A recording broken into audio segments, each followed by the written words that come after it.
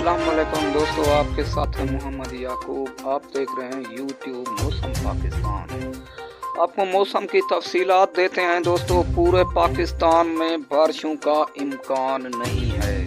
ठंडी हवाएं होंगी और सर्दी ज़्यादा होगी जिन इलाकों में इस्लामाबाद, मर्री, कश्मीर, पेशावर, कोयटा और गवादर, कराची में ज़्यादा, हैदराबाद में ज़्यादा सर्दी होगी और लाहौर, मुल्तान, हनवाल, बहावलपुर, सहीवाल में ज़्यादा सर्दी नहीं होगी। ताज़ा तरीन खबर आपको दे रहे हैं दोस्तों।